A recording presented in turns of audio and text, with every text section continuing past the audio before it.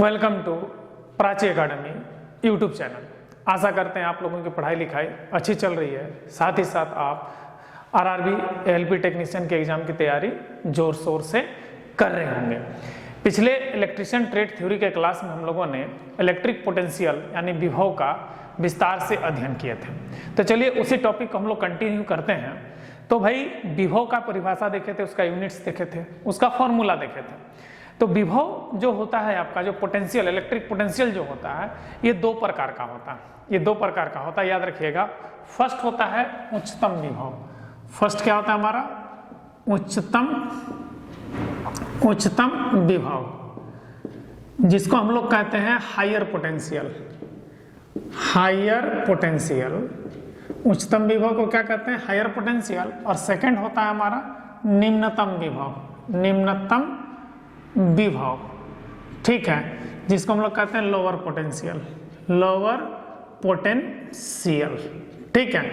तो ये जो विभव दो प्रकार का होता है, तो फर्स्ट हमारा क्या होता है? उच्चतम विभव, और सेकंड होता है हमारा क्या? निम्नतम विभव। उच्चतम विभव को हम लोग हायर पोटेंशियल इंग्लिश में, और निम्नतम विभव को इंग्लिश में हम लोग क्या कहते हैं? लोअर पोटेंशियल कहते हैं। तो भाई उच्चतम विभव का परिभाषा क्या, ध्यान दीजिए, डिफिनेशन क्या। तो ध्यान दीजिएगा, उच्चतम विभव अगर कहा जाए, उच्चतम विभव अगर कहा जाए, तो सीधा सीधी इसको अगर देखा जाए, जो पॉजिटिव विभव होता है, धनात्मक विभव को, जो धनात्मक विभव होगा, धनात्मक विभव को, धनात्मक विभव को हम लोग क्या कहते हैं? उच्चतम विभव कहते हैं।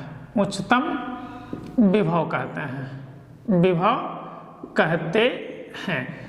धनात्मक विभव मतलब पॉजिटिव पोटेंशियल। पॉजिटिव पोटेंशियल को क्या कहते हैं हम लोग? उच्चतम विभव कहते हैं। तो निम्नतम विभव किसको कहेंगे मेरे भाई? ध्यान दीजिएगा। तो अगला पॉइंट क्या होगा? निम्नतम विभव। तो निम्नतम विभव जो होता है, ध्यान दीजिएगा, यहाँ पे जो ऋणात्मक विभव होता है, जो क्या होता है हमारा? ऋणात्मक विभव होता है। इसको लिख लीजिएगा, ऋणात्मक विभव को हम लोग क्या कहते हैं? निम्नतम विभव कहते हैं। ऋणात्मक यानी नेगेटिव पोटेंशियल को निम्नतम विभव कहते हैं। तो इसके बाद जो अगला पॉइंट आता है मेरे भाई, वो विभवांतर का आता है। क्या आता है हमारा? विभवांतर का। विभवांतर, जिसको हम लोग कहते हैं potential difference. Potential difference, shortcut में इसको कहते हैं मेरे भाई पीडी। क्या कहते हैं? शॉर्टकट में पीडी कहते हैं। तो पोटेंशियल डिफरेंस का अगर परिभाषा देखा जाए शॉर्टकट में, ठीक है, तो इसका बहुत ही सिंपल परिभाषा होता है। उच्चतम विभव और निम्नतम विभव के अंतर को क्या कहते हैं हम लोग? विभवांतर कहते हैं। मतलब क्या है हमारा सिंपल सा परिभाषा? उच्चतम विभव और निम्नतम विभव के अंतर को क्या कहते हैं? विभवांतर कहते हैं। विभवांतर कहते हैं। उच्चतम विभव और निम्नतम विभव के अंतर को क्या कहते हैं? विभवांतर कहते हैं। यहाँ पे समझिएगा, जैसे कि ये एक सेल है, ये सेल है मेरे भाई, स्ट्रक्चर में समझ में आ ही रहा होगा। तो ये प्लस एंड है, ये माइनस एंड है, ध्यान दीजिएगा। तो ये अगर ए एंड है और ये हमारा बी एंड है, तो ए एंड का जो पोटेंशियल होगा VA होगा, और बी एंड का पोटेंशियल क्या होगा? VB होगा। ए एंड का पोटेंशियल क्या है? VA, और बी एंड का पोटेंशियल क्या है? VB। तो यहाँ पे ये जो VA है, ये आपका हायर पोटेंशियल है। ये क्या है आपका? हायर पोटेंशियल है। ये आपका क्या है? Higher potential. और ये जो है, ये आपका लोअर पोटेंशियल है। लोअर पोटेंशियल है। तो हायर पोटेंशियल और लोअर पोटेंशियल का जो गैप होता है, ये गैप, यही आपका क्या कहलाता है? PD, यानी पोटेंशियल डिफरेंस कहलाता है। पोटेंशियल डिफरेंस आपका कहलाता है। तो अगर फॉर्मूला देखा जाए इसका, तो बड़ा ही सिंपल फॉर्मूला होगा मेरे भाई, ध्यान दीजिएगा। VA minus VB equals to क्या होगा? PD।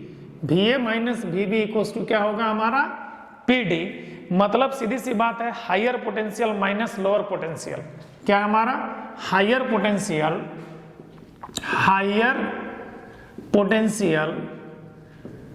Minus lower potential equals to क्या होगा, पीडी होगा। ठीक है, ये हमारा पीडी का परिभाषा आ गया। तो यहाँ पे अक्सर एक क्वेश्चंस देता है मेरे भाई जो एग्जाम में, अब बड़ा ही आरआरबी का फेमस क्वेश्चन है, सिंपल सा एक क्वेश्चन देता है। एग्जाम्पल ध्यान दीजिएगा, आपको मैं बता रहा हूं, दिए गए चित्र में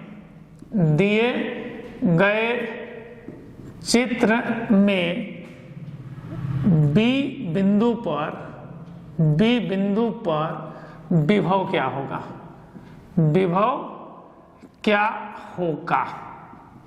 बड़ा ही मजेदार क्वेश्चन है और अक्सर ये क्वेश्चन आपको एग्जाम में देखने को मिलता है इस टाइप से। ठीक है, ये आपका ए बिंदु है, ये बी बिंदु है, यहाँ पे आपका 9 वोल्ट दिया है और यहाँ पे आपका 4 वोल्ट दिया है। ठीक है, अब सवाल है इसका सॉल्यूशन को समझिए, ये क्वेश्चन है आपका। ठीक है, इसका सॉल्यूशन को समझिए, बड़ा ही सिंपल तरीका है मेरे भाई। ठीक है, तो इस फिगर में लगता है कि सर्किट इनकम्प्लीट है, लेकिन सर्किट इनकम्प्लीट नहीं है मेरे भाई। ये आपका इलेक्ट्रिक पोटेंशियल का विभवांतर, जो पोटेंशियल डिफरेंस का जो परिभाषा है उससे बनेगा आपका। तो ध्यान दीजिएगा, इस क्वेश्चन में ध्यान दीजिएगा, ये प्लस एंड है, ये माइनस एंड है, मतलब ये आपका लोअर पोटेंशियल निम्नतम विभव होगा, ये हमारा उच्चतम विभव होगा। तो मान लीजिए ये ए पॉइंट है, तो ये इस ए पॉइंट पे हमारा पोटेंशियल क्या होगा, वी ए होगा, अब बी पॉइंट पे पोटेंशियल क्या होगा, वी बी होगा। तो वी बी जो है ये उच्चतम विभव, क्योंकि इधर हमारा क्या है, कौन सा पोलैरिटी है, बड़ा लाइन है, मतलब प्लस पोलैरिटी है। मतलब यहाँ पे क्या हो रहा है, ध्यान दीजिएगा, V B minus V A equals to P D हो गया। यहाँ पे V B minus V A क्या हो गया, पी डी हो गया। अब ध्यान दीजिएगा, V B minus V A का वैल्यू 9 वोल्ट हो गया, अब पी डी इक्वल्स टू कितना हो गया, 4 वोल्ट हो गया। तो वी बी इक्वल्स टू 9 + 4, -4 उधर जा जाएगा, तो हमारा ये कितना निकल जाएगा, 13 वोल्ट हमारा बी पॉइंट पर विभव आएगा। डी पॉइंट पर विभव कितना आएगा हमारा, 13 वोल्ट का आएगा। क्लियर हो गया यहाँ पे। तो ये था मेरे भाई विभवांतर से रिलेटेड क्वेश्चन जो एग्जाम में देता है। इसके बाद नेक्स्ट जो पॉइंट एग्जाम में अक्सर पूछता है, ईएमएफ। ये बड़ा ही इंटरेस्टिंग क्वेश्चन है ईएमएफ, जिसको हम लोग कहते हैं विद्युत वाहक बल।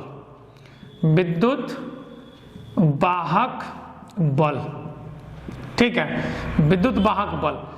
तो विद्युत वाहक बल क्या होता है समझ लीजिए। यहाँ पे मान लीजिए एक कंडक्टर है, ये मान लीजिए एक कंडक्टर है हमारे यहाँ से यहाँ तक, कंडक्टर है ना मेरे भाई। तो विद्युत वाहक बल, तो ध्यान दीजिएगा, इलेक्ट्रॉन को, ये मान लीजिए कंडक्टर है, ये हमारा क्या है, एक कंडक्टर है, तो ये हमारा क्या है, एक इलेक्ट्रॉन है, ये हमारा क्या है, एक इलेक्ट्रॉन है। तो इस इलेक्ट्रॉन को यहाँ से यहाँ तक पहुँचाने में जो बल कार्य करेगा, उसी बल को हम लोग क्या कहेंगे, विद्युत वाहक बल कहेंगे। मतलब किसी भी चालक में इलेक्ट्रॉन को एक स्थान से दूसरे स्थान तक ले जाने में किया गया कार्य, उस चालक का क्या कहलाएगा, विद्युत वाहक बल कहलाता है। तो मतलब विद्युत वाहक बल का परिभाषा अगर देखा जाए, तो किसी भी चालक में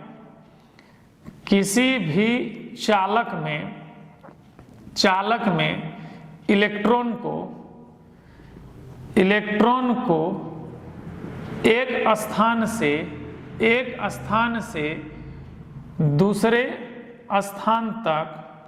दूसरे स्थान तक ले जाने में लगाया गया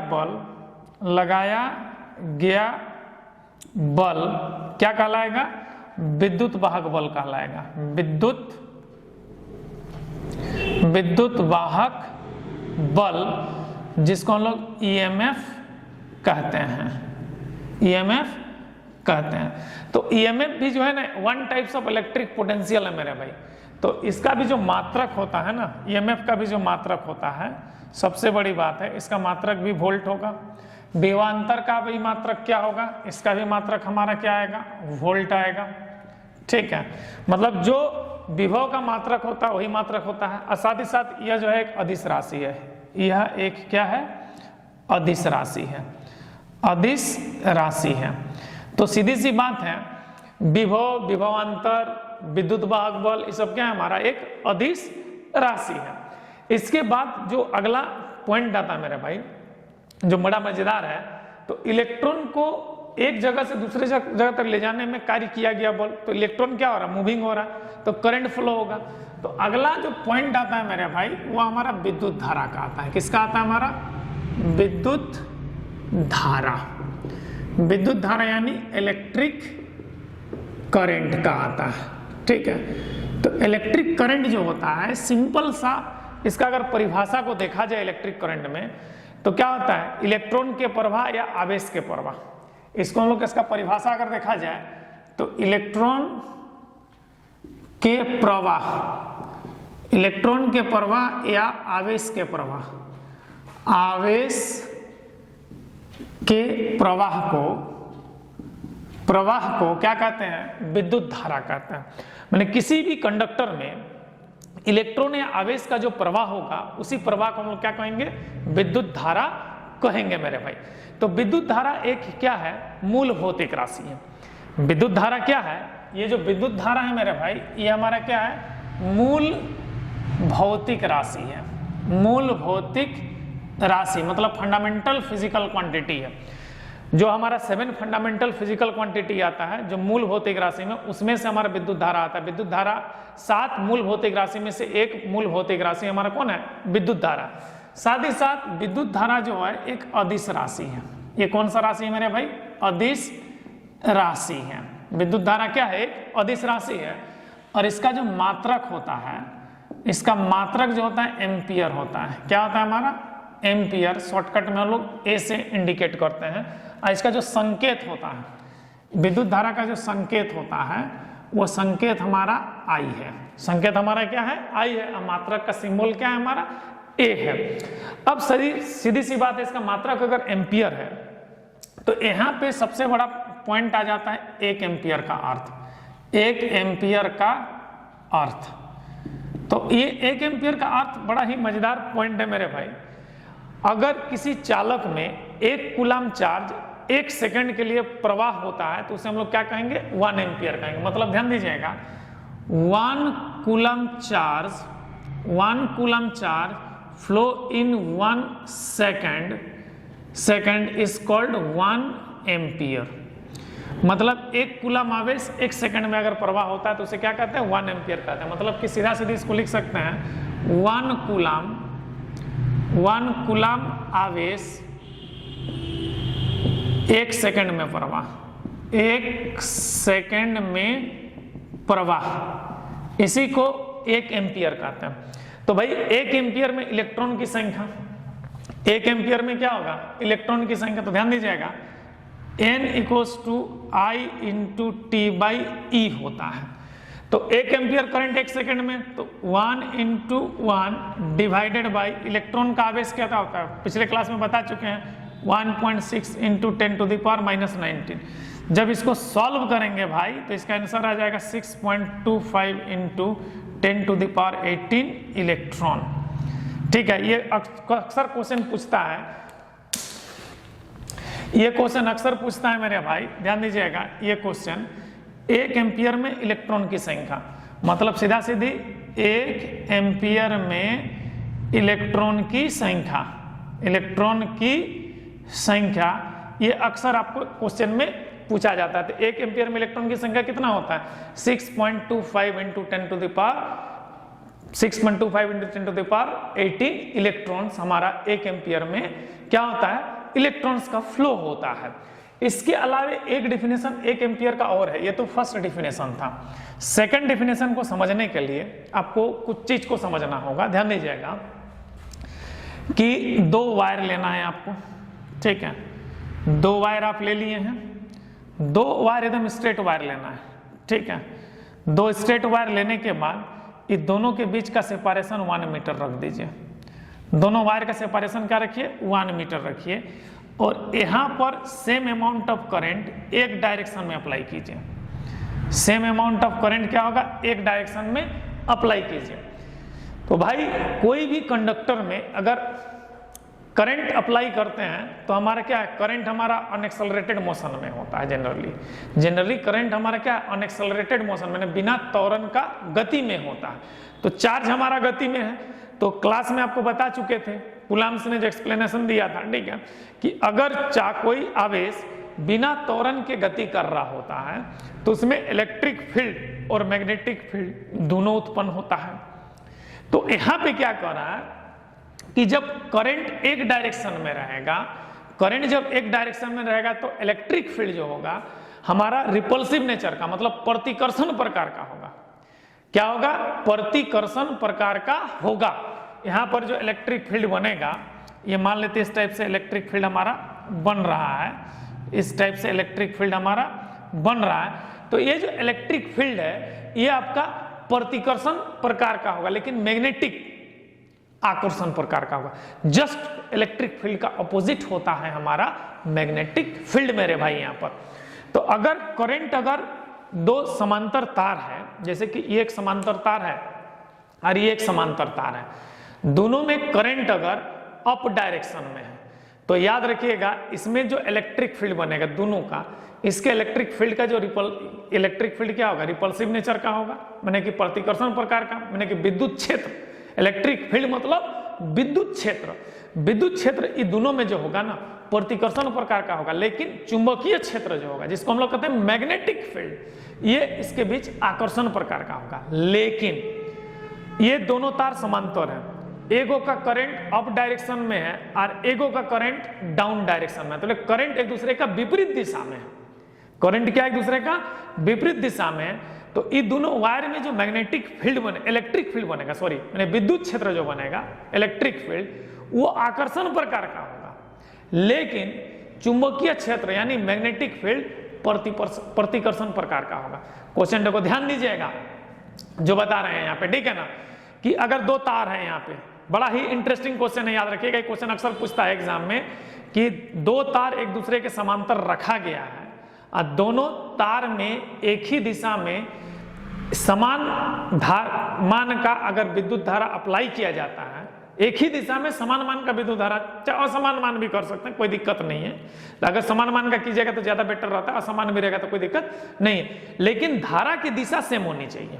धारा की दिशा क्या होनी चाहिए, सेम होनी चाहिए। वैसे स्थिति में इन दोनों तार के बीच जो विद्युत क्षेत्र बनेगा यानी इलेक्ट्रिक फील्ड, वो प्रतिकर्षण प्रकार का होगा और चुंबकीय क्षेत्र जो होगा वो आकर्षण प्रकार का होगा।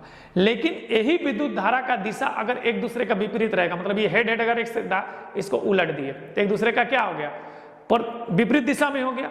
तो इसमें जो तुम्हारा इलेक्ट्रिक फील्ड यानी विद्युत क्षेत्र बनेगा वो आकर्षण प्रकार का होगा, लेकिन चुंबकीय क्षेत्र जो होगा वो प्रतिकर्षण प्रकार का होगा।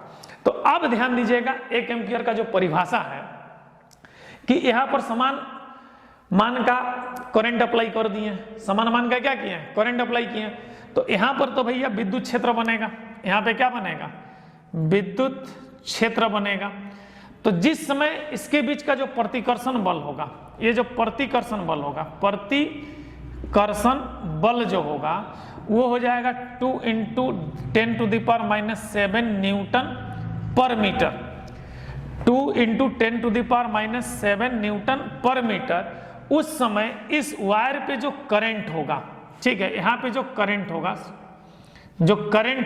उसी करंट को हम लोग क्या कहेंगे, 1 एम्पियर कहेंगे।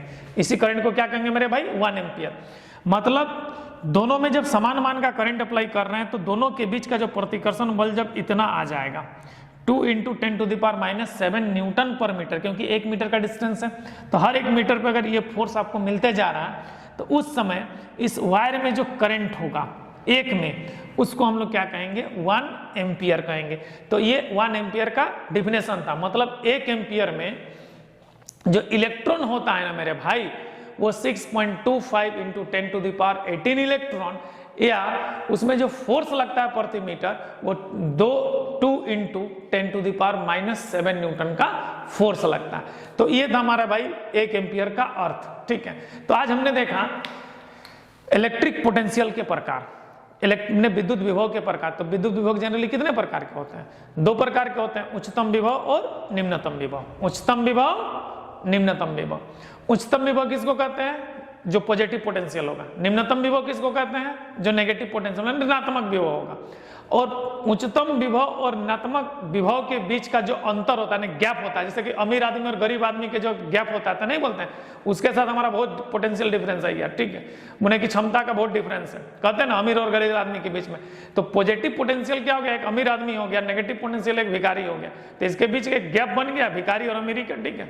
यही खाई जो है गैप, यही गाय जो गैप बना हुआ है, इसी गैप को हम लोग क्या कहते हैं? पोटेंशियल डिफरेंस कहते हैं। मतलब the difference between the positive potential and negative potential is called potential difference, यानी हायर पोटेंशियल और लोअर पोटेंशियल के बीच का डिफरेंस को हम लोग क्या कहते हैं?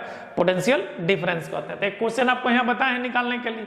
सबको लगता है कि सर्किट अधूरा है, लेकिन जो हमारा पोटेंशियल डिफरेंस के परिभाषा से, डिफिनेशन से बन जाएगा।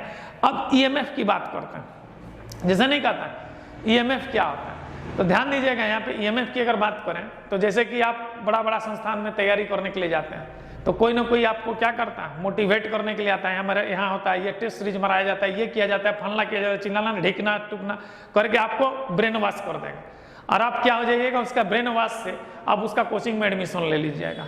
तो ले लीजिए, तो आपको जाना कहीं और था, लेकिन उसका ब्रेन वॉश से आप एडमिशन लीजिए, तो आपको क्या किया? मोटिवेशन किया। तो ध्यान दीजिएगा यहाँ पे ईएमएफ, तो इलेक्ट्रोमोटिव फोर्स, मतलब इलेक्ट्रॉन मोटिवेशन फोर्स। तो अगर आप कंपटीशन का तैयारी करने के लिए जो रिसेप्शनिस्ट होती है, ऐसा मोटिवेशन कर देगा कि साला इससे अच्छा इंस्टीट्यूट मेरे पास तो हो ही नहीं सकता आसपास में, और जब एडमिशन लेते हैं बाद में पता भी चलता है साला अरे तरीके कहाँ फंस गए। अक्सर सभी से लोग के साथ ऐसा होता है, ठीक है।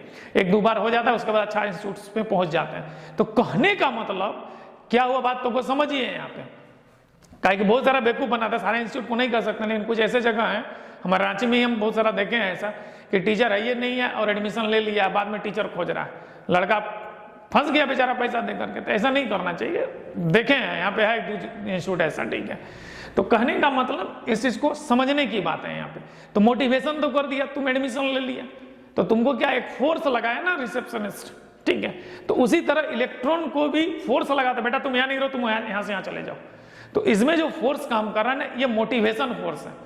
तुमको कोई मोटिवेट कर दिया कि आईएएस बन जाएगा या तुम तैयारी करो, बेटा तुम आईएएस दिमाग में भी नहीं था, अब पता चला कि आप मोटिवेशन होकर के आईएएस का तैयारी करने लगे। कोई बोल देगा रेलवे का ड्राइवर बन जाएगा यार, तुम तैयारी करो ना, जबकि तुम्हारा अंदर में क्षमता नहीं था, लेकिन ऐसा मोटिवेशन और ऐसा एनर्जी भर दिया कि तुम एग्जाम का तैयारी भी किया, निकाल भी लिया। तो कहने का मतलब जैसे कि आपको जिंदगी में कोई भी मोटिवेशन करता है, वो एक तरह का ईएमएफ है, याद रख लीजिएगा, वो वन टाइप ऑफ ईएमएफ है। मतलब यहाँ पे इलेक्ट्रॉन को भी मोटिवेट कर रहा है ना कंडक्टर में one place to another place जाने के लिए। तो तुम क्या था, बेरोजगार था, कोई आया तुमको ऐसा मोटिवेशन कर दिया कि बेटा एकदम तुम रेलवे का तैयारी करने लगा, जबरदस्त तरीके से निकाल लिया एलपी। तो तुम हो सकता है लेबर बनता, अभी बन गया, हो सकता है तुम कहीं क्लर्क बनता, हो गया तुम्हारा, चाहे ग्रुप डी का नौकरी करता, बन गया एलपी, जेई। तो क्या किया, वो मोटिवेट किया तुमको, तो एक फोर्स लगाया ना भाई, वो बोली का फोर्स होता है, ठीक है।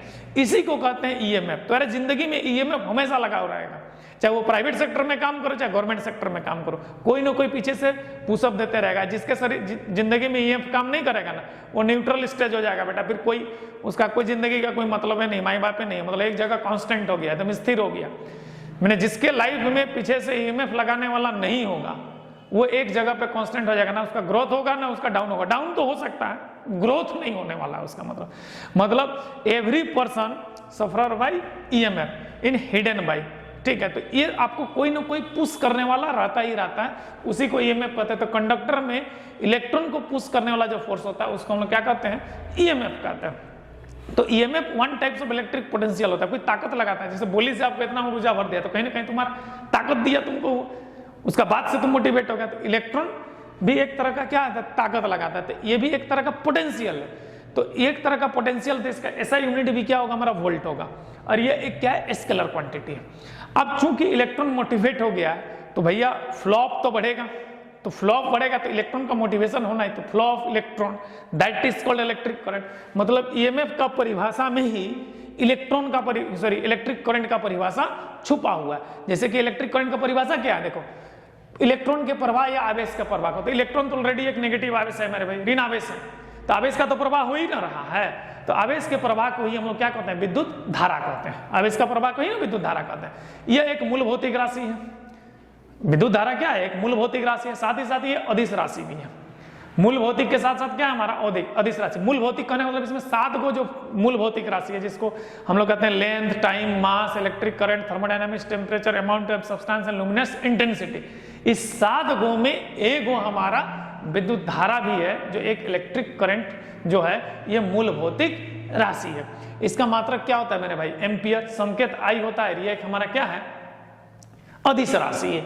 अब देखो इसका जो मात्रक 1 एम्पियर है, तो 1 एम्पियर का परिभाषा क्या होगा, तो कोई भी चालक में 1 कूलम आवेश अगर 1 सेकंड में प्रवाह हो जाता है, तो उसमें जो करंट चलेगा उसी को हम लोग क्या कहेंगे, 1 एम्पियर का। ये बचपन वाले डिफिनेशन है, इसमें क्वेश्चन नहीं पूछता, लेकिन इसमें एक क्वेश्चन रहता है कि N = IT × E जो निकाल रहे हैं, तो यहाँ पे 1 एम्पियर आ गया, तो 1 एम्पियर 1 सेकंड में। इलेक्ट्रॉन का आवेश क्या, 1.6 × 10⁻19। इसको जब कैलकुलेट किए तो हमारा वैल्यू आ गया 6.25 × 10⁻18 इलेक्ट्रॉन। तो 1 एम्पियर में जब कोई चालक में अगर 1 एम्पियर करंट फ्लो होता है, तो 1 एम्पियर करंट में हमारा जो नंबर ऑफ इलेक्ट्रॉन्स होता है वो 6.25 × 10⁻18 इलेक्ट्रॉन्स होता है। अब देखिए इसका एक सेकंड वाला डिफिनेशन जो है, बड़ा ही जबरदस्त डिफिनेशन होता है ये वाला, जिसमें 2 सीधा चालक लेंगे। 2 सीधा चालक लेने के बाद दोनों को 1 मीटर की दूरी पर रख देंगे ऐसे करके, ठीक है ना। अब सबसे बड़ा चीज है मेरे भाई, जब करंट अप्लाई करते हैं तो कोई भी कंडक्टर के चारों ओर इलेक्ट्रिक फील्ड और मैग्नेटिक फील्ड बनता है, आपको बता चुके हैं पिछले क्लास में, ठीक है। तो भैया इलेक्ट्रिक फील्ड और मैग्नेटिक फील्ड बनेगा तो 2 समांतर तार है। तो अगर करंट हमारा देख, दोनों हेड आपका करंट का डायरेक्शन को बता रहा था, दोनों का हेड ऊपर है, तो ये जो है करंट का डायरेक्शन को बता रहा था, इसके बीच जो इलेक्ट्रिक फील्ड का प्रकार होगा वो प्रतिकर्षण प्रकार का होगा, और मैग्नेटिक फील्ड का जो प्रकार होगा आकर्षण प्रकार का होगा। लेकिन ये अगर अपोजिट डायरेक्शन में आ गया, तो इसके बीच में जो इलेक्ट्रिक फील्ड यानी विद्युत क्षेत्र होगा आकर्षण प्रकार का होगा, और चुंबकीय क्षेत्र क्या होगा, प्रतिकर्षण प्रकार का होगा। तो ये इलेक्ट्रिक फील्ड पे 1 एम्पियर का डिफिनेशन है मेरे भाई। तो जब दोनों में हम लोग सेम अमाउंट ऑफ करंट डालेंगे, तो यहाँ पे क्या होगा, मैग्नेटिक फील्ड ग्रो करेगा बिटवीन द वायर।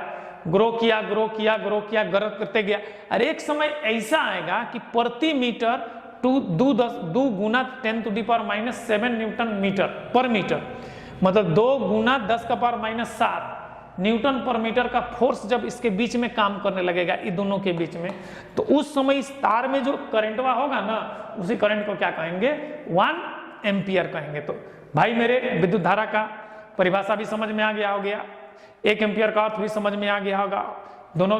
तो यहाँ पर एक चीज हमेशा याद रखिएगा, ये वाला क्वेश्चन में 1 एम्पियर में इलेक्ट्रॉन की संख्या 6.25 × 10⁻18 इलेक्ट्रॉन, और 1 एम्पियर में कितना फोर्स लगता है प्रति मीटर, तो 2 गुना 10⁻⁷ न्यूटन प्रति मीटर। यही था मेरे भाई आज का क्लास। जय हिंद, जय संविधान।